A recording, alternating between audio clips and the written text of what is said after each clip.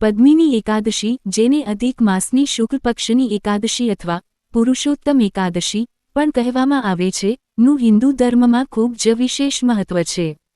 આ એકાદશી દર વર્ષે નથી આવતી, પરંતુ જ્યારે દર 3 વર્ષે અધિક માસ લોંદ મહિનો આવે છે ત્યારે જ આ વ્રત રાખવામાં આવે છે. અહીં પદ્મિની એકાદશીની પૌરાણિક વ્રતકથા પ્રસ્તુત છે. પદ્મિની એકાદશીની વ્રતકથા. ત્રેતાયુગમાં માહિષ્મતી નગરીમાં કૃતવીર્ય નામના રાજા રાજ કરતા હતા. રાજા ખૂબ જ ધર્માત્મા અને ન્યાયી હતા, પરંતુ તેમને કોઈ સંતાન ન હતું. રાજાએ પોતાની ઘણી રાણીઓ સાથે સંતાન પ્રાપ્તિ માટે ઘણા યજ્ઞો, પૂજાપાઠ અને તપ કર્યા, પરંતુ બધું જ નિષ્ફળ રહ્યું. સંતાન ન હોવાના દુઃખથી પીડિત થઈને રાજા કૃતવીર્યે પોતાનું રાજ્ય મંત્રીઓને સોંપ્યું અને વનમાં તપસ્યા કરવા જવાનો નિર્ણય કર્યો. તેમની સાથે તેમની પરમ પતિવ્રતા રાણી પદ્મિની, જે હરિશ્ચંદ્ર રાજાની પુત્રી હતી, પણ વનમાં ગઈ. રાણી પદ્મિનીનું કઠિન તપ. રાજાએ ગંધમાદન પર્વત પર હજારો વર્ષો સુધી ઘોર તપસ્યા કરી, તેમ છતાં તેમને સંતાન પ્રાપ્તિ ન થઈ.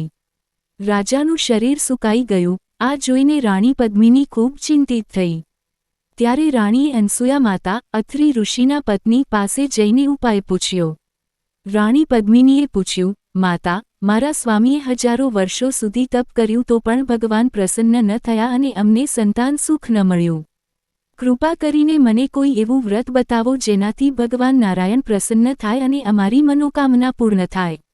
માતા અનસૂયાનો ઉપાય. માતા અનસૂયાએ કહ્યું કે દર 3 વર્ષે આવતો અધિક માસ, મળ માસ ભગવાન પુરુષોત્તમને અત્યંત પ્રિય છે. આ માસના શુક્લ પક્ષમાં આવતી એકાદશીને પદ્મિની એકાદશી કહેવાય છે. જો તમે આ દિવસે વિધિ વિધાનપૂર્વક વ્રત અને જાગરણ કરશો તો ભગવાન વિષ્ણુ ચોક્કસપણે પ્રસન્ન થશે અને તમને પુત્ર રત્નની પ્રાપ્તિ થશે. વ્રતનું ફળ અને પ્રતાપી પુત્રનો જન્મ. રાણી પદ્મિનીએ માતા અનસૂયાના કહ્યા પ્રમાણે અધિક માસ આવતા જ પદ્મિની એકાદશીનું કઠિન અને શ્રદ્ધાપૂર્વક વ્રત રાખ્યું. તેમણે નિર્જળા રહીને ભગવાન વિષ્ણુની પૂજા કરી અને રાત્રે જાગરણ કર્યું. રાણીની આ અતૂટ ભક્તિ જોઈને ભગવાન વિષ્ણુ અત્યંત પ્રસન્ન થયા અને પ્રગટ થઈને વરદાન માંગવા કહ્યું.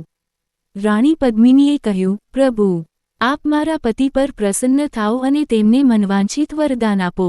ત્યારે ભગવાને રાજા કૃતવીર્યને કહ્યું, હે રાજન, હું તમારી રાણીના આ વ્રતથી ખૂબ પ્રસન્ન છું. માંગો, શું વરદાન જોઈએ છે? રાજાએ વરદાન માંગ્યું, હે પ્રભુ, મને એક એવો પુત્ર આપો જે ત્રણેય લોકમાં સર્વશ્રેષ્ઠ હોય, આદરણીય હોય અને જેને તમારા સિવાય અન્ય કોઈ જીતી ન શકે. ભગવાન વિષ્ણુએ તથાસ્તુ કહ્યું અને અંતર્ધ્યાન થઈ ગયા. સમય જતાં રાણી પદ્મિનીના ગર્ભથી એક અત્યંત પરાક્રમી પુત્રનો જન્મ થયો, જેનું નામ કાર્તવીર્ય અર્જુન, સહસ્ત્રાર્જુન રાખવામાં આવ્યું. તે એટલો શક્તિશાળી હતો કે તેણે રાવણને પણ યુદ્ધમાં હરાવીને પોતાની જેલમાં કેદ કરી લીધો હતો. પદ્મિની એકાદશીનું મહત્વ. આ વ્રત કરવાથી મનુષ્યની તમામ મનોકામનાઓ પૂર્ણ થાય છે.